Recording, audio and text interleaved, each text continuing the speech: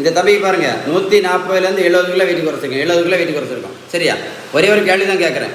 Daily 1 kilometre நடைபயிற்சி மட்டும் பண்ண உடனே 70 கிலோ வெயிட் குறைச்சிட முடியுமா?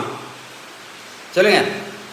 டெய்லி 1 கிலோமீட்டர் நடைபயிற்சி மட்டும் பண்ணால் 70 கிலோ வெயிட் குறைஞ்சிருமா?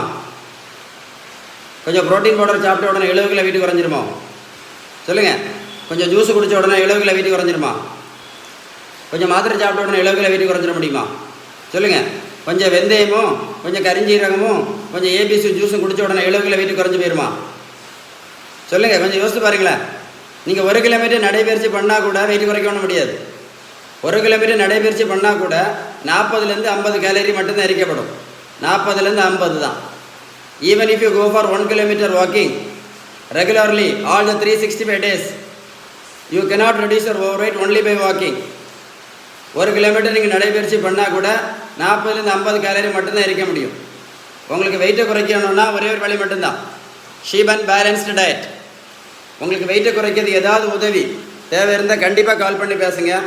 வெயிட்டை குறைக்கணும்னா ஒரே ஒரு வழி தான், விகிதம். நம்ம வீட்டில் சாப்பிட்ற உணவுள்ள விகிதம் நான் அடிக்கடி சொல்லியிருப்பேன். நல்ல கொழுப்பு சத்து, விட்டமின் சத்து, இனிப்பு சத்து, தாது பொருட்கள், புரதம் சத்து இருந்தால் மட்டும்தான் வெயிட்டை குறைக்க முடியும். வீடியோவை கண்டிப்பாக மறக்காமல் உங்கள் ஃப்ரெண்ட்ஸுக்கு ஷேர் பண்ணி கொடுங்க. ஏன்னா இன்றைக்கி நிறைய பேர் இந்த அடி வெயிட்டு கொழுப்பை வச்சுட்டு மாத்திரையும் இந்த இன்சுலின் மட்டும் ஒழுங்காக போட்டுட்ருக்காங்க. திரும்பவும் சொல்கிறேன், நீங்கள் வெயிட்டை குறைக்காமல் நீங்கள் மாத்திரையை ஒழுங்காக போட்டாலும் சரி, இன்சுலின் ஒழுங்காக போட்டாலும் சரி, எப்போ வேணாலும் ஹார்ட் அட்டாக் வரலாம். ஏன் வரலாம் அப்படின்னா,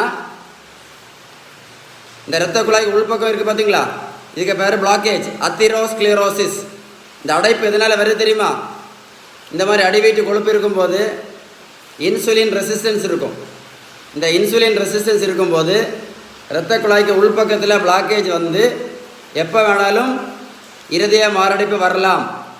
அதனால் அடி வெயிட்டு கொழுப்பு இருக்கும்போது நீங்கள் மாத்திரையை ஒழுங்காக போட்டாலும் சரி, இன்சுலின் ஒழுங்காக போட்டாலும் சரி, நீங்கள் எல்லா பிளட் டெஸ்ட்டும் ஒழுங்காக பண்ணி பார்த்தாலும் சரி, எல்லா ரிப்போர்ட்டும் நார்மலாக இருந்தாலும் சரி, எப்போ வேணாலும் இருதய மாரடைப்பு வரலாம்.